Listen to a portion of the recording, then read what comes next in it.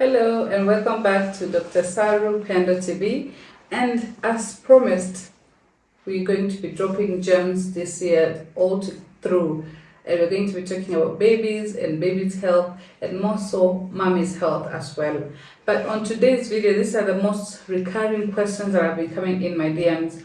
So I decided I'm going to answer all these questions step by step. And in case any of you find this helpful, please don't forget to like this video, share it, comment down below and tell me which of the questions you really needed an answer from a professional and you got it today. And also do subscribe to this channel if you've already not yet subscribed. So I'll go really quick into the questions that were asked, and most of these questions came through Facebook actually. So question number one, when should you introduce your baby to food and what's the quantity per feed? Very good question.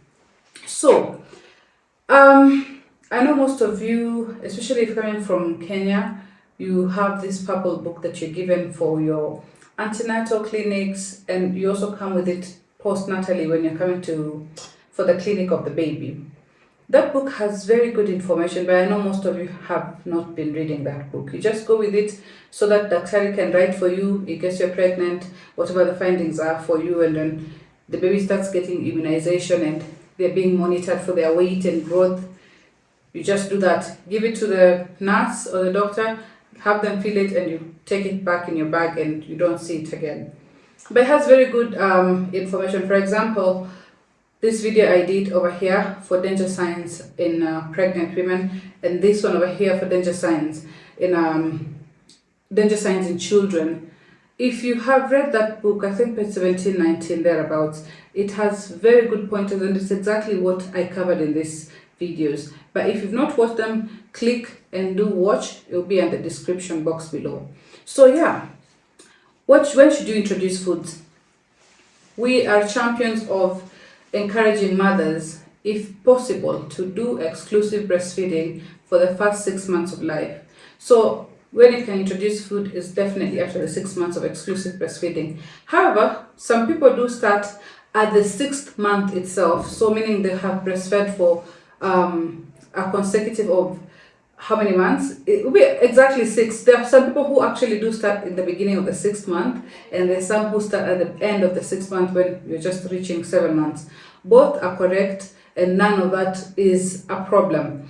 So when you're introducing feeds, you want to introduce small feeds, and you want to test out on what your baby is going to be more inclined towards. So a few spoons of porridge, and which is just mono cereal, so they're using only one type, a particular cereal.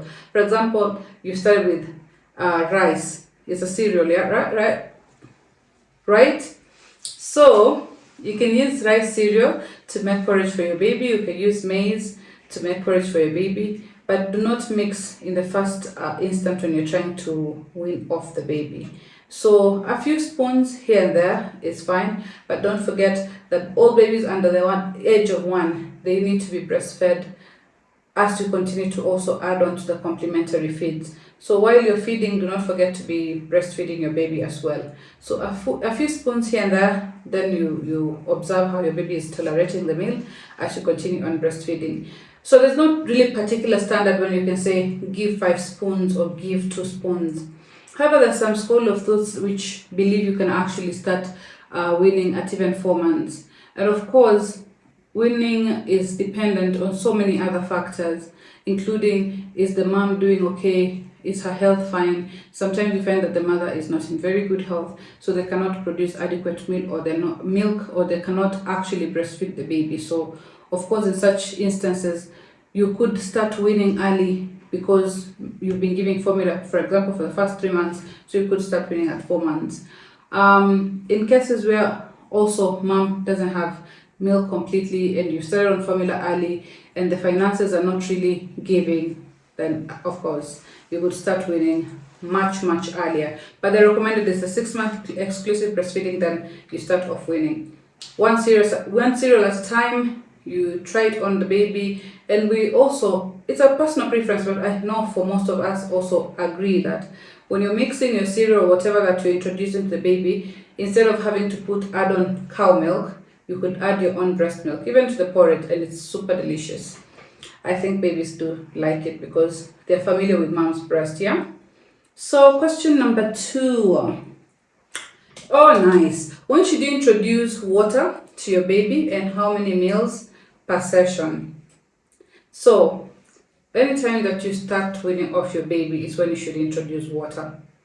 Again, another school of thought says it's not very, very concerning about adding on water when you start feeds, because breast milk has 87% of breast milk composition is actually water. So, at the age of 1, when they're still being breastfed adequately, you can as well as not introduce water if you want or if you don't want. But I would recommend, if you're to start feeds, then introduce introduce water. How many meals? Again, it's just like the feeds. After every feed, you give maybe a few spoons, 2-3 spoons, and observe on the tolerance. You don't want to rush into giving baby so many things. I told you, if baby is still breastfeeding, breast milk has adequate water to sustain the baby as well. So yeah, only thing to note is you should be giving the water sips after every meal. Okay? So yeah.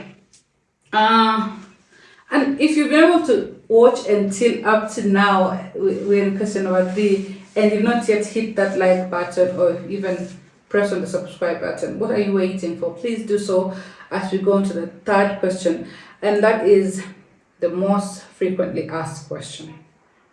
Is it normal for a baby not to poop, even for a week? And when should I get worried if she does not poop for a long period of time?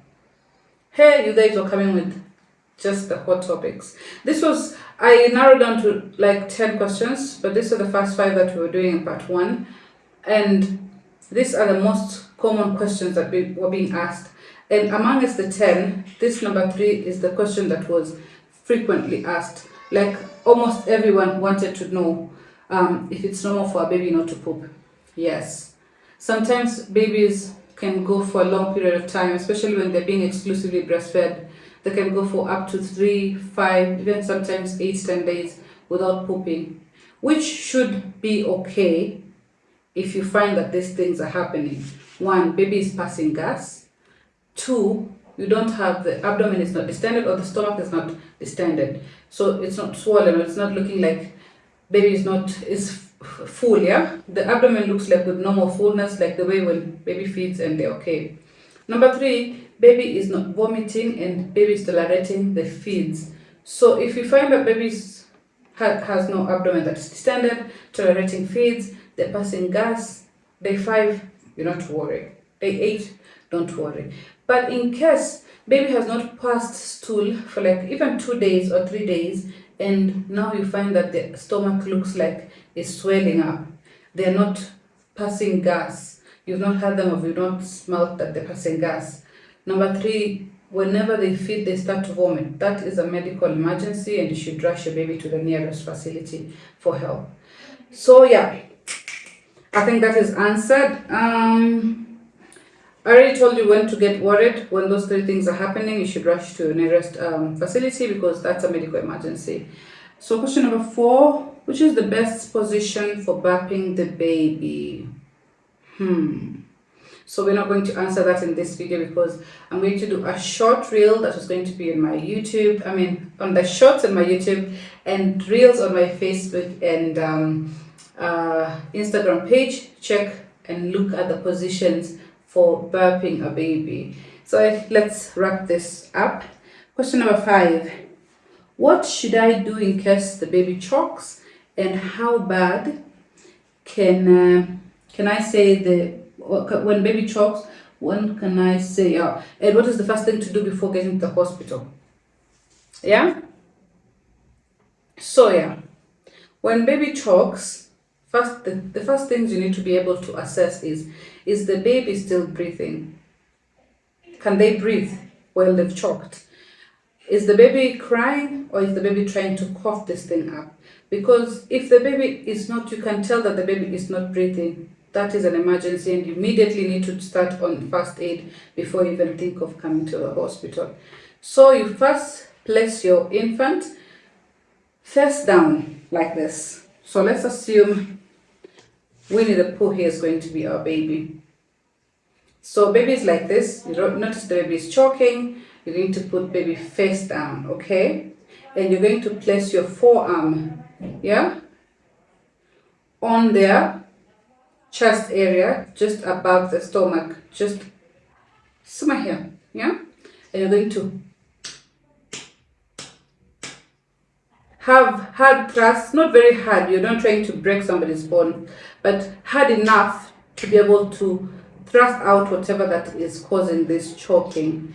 And if that does not help, then again, helmet maneuver, which is very simple, like here I've demonstrated. You place your hands, both hands upwards, so that the thing can be able to come out. By this time, hopefully, whatever that was causing the choking, whatever was the choking hazard will be out. If you're still finding it hard to be able to take it out, then either call for help, somebody else to help you, or try to rush if the hospital is near you, because again, that is a medical emergency. However, even if you do manage to remove the thing and you still find that the baby is in distress, you need to also go to your nearest facility. And sometimes you find the baby still crying, but if it was something that they were feeding on and not necessarily something solid, assuming it was something liquid like porridge, and they've choked on it, and you find out that it's coming out through the baby's nose, it is good for the baby to be taken to the hospital, because sometimes these choking incidences, especially with fluids or liquids, can actually cause aspiration pneumonia, and it can be a medical emergency. So I hope I've been able to answer all your questions, but we're going to definitely do more of this.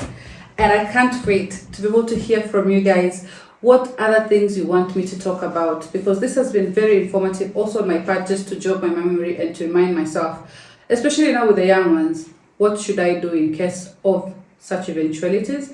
And yeah, to remind myself and calm myself that if baby has not pooped and I'm seeing the stomach is not distended, it's not swollen, baby is passing gas and they're not vomiting and they're tolerating feeds, then that means everything is okay. Until next time, it's Dr. Saru, Pendo TV. Love and love. Subscribe.